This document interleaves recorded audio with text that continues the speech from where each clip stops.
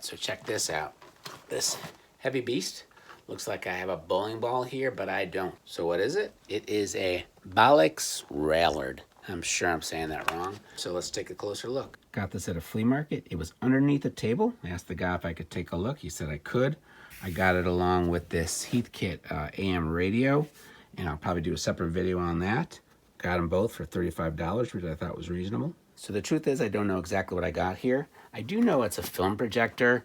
I wasn't able to actually open it at the place. This is heavy as hell. Finally figured out how to open it. You give it a 90-degree turn, and then you can pop it off of there. Look at that, that's gorgeous. Look inside. Little splicer. Look at that, sweet. These arms, yep, must come up. So this probably pops out like usual. Fine Swiss optics. So this is the side, and I may have an issue here because it looks like I don't have the power supply. This is actually a separate compartment. So let me see. I thought it was just another, oh my gosh, let's see. Okay, so that must be film. Oh yeah, there's a cord in here. Oh, that could be a saving grace. Oh, there's a second. Okay. All right, so thank God there's some kind of cords in here. So the shorter cord, I don't know why it would be so short. This connects into here, and then this would plug into a US power supply. In that gray case was a pickup reel and a small adapter. So I'm guessing it won't hurt to try it out. So I got it plugged in. I think I'm gonna be turning it on. M and R. R is reverse. M, I'm guessing, is forward. I want to see two things. Do the motors turn, and does the light work? So, okay, so the motor is clearly turning. So let's see if we go to here. Oh, there we go.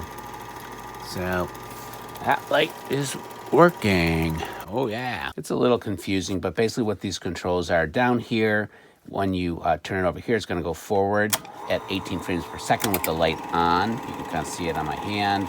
That's slow. Off. Reverse with the light on. But if you put it up here, the light goes off.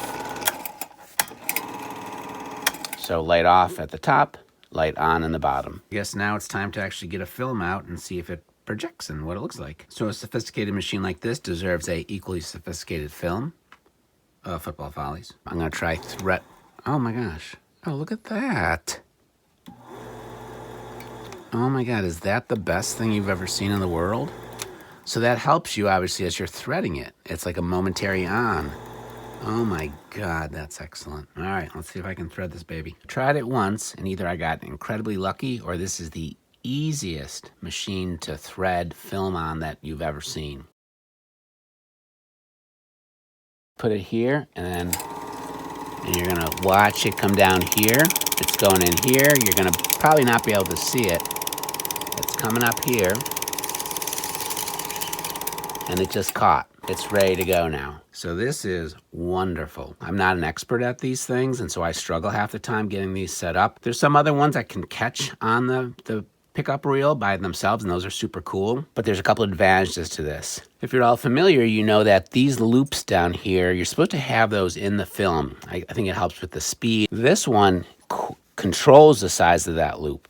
I've always had a problem where it's big on this side, it's small on that side. Then I have to kind of feed it down here and things like that. This is automatic, so this is beautiful. So let's actually get the film going with the light on. And you can see that. So there you go. So it is actually pretty good. The phone's struggling to expose correctly. It looks a lot better in real life. So if I put it down here, it goes even slower. The flickering that you're seeing on the phone is not actually in real life. So this is really kind of like slow motion, which is kind of cool as the ball floats there. Check that out. That's a glow-in-the-dark knob. So I'm projecting from a further distance away, and I think you get a better sense of the image here. It's pretty crisp, black and white. So this is getting towards the end, so we'll see what happens here. And there we go. Detaches.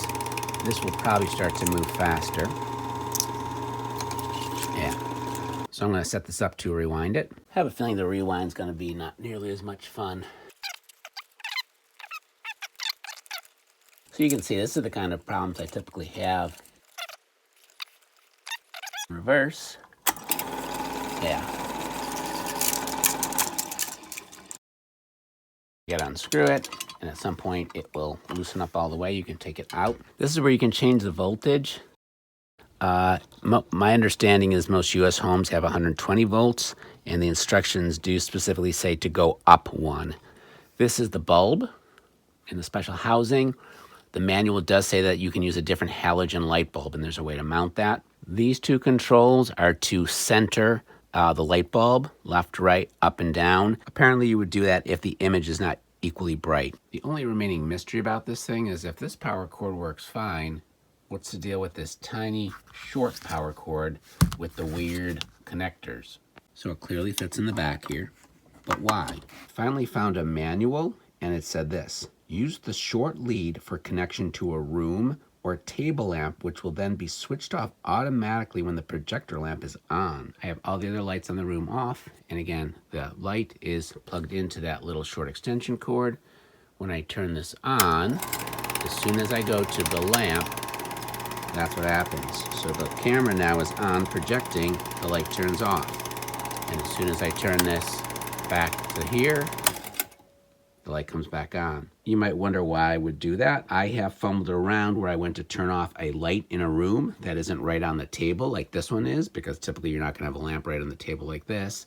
And so I've walked, a handful of steps to turn off a light, and then I kind of, again, fall and trip all over myself as I come over in the dark to the projector. So if I had this thing plugged in at a distance, I come over and I turn it on, the light turns itself off, and I am ready to watch football follies. So maybe it's more common than I think, but I gotta say, that is just like awesome Swiss engineering. I love that feature. Thanks for watching. Hope you enjoyed the video. If you did, please consider subscribing, or at least a thumbs up. Remember, thumbs up never hurt nobody.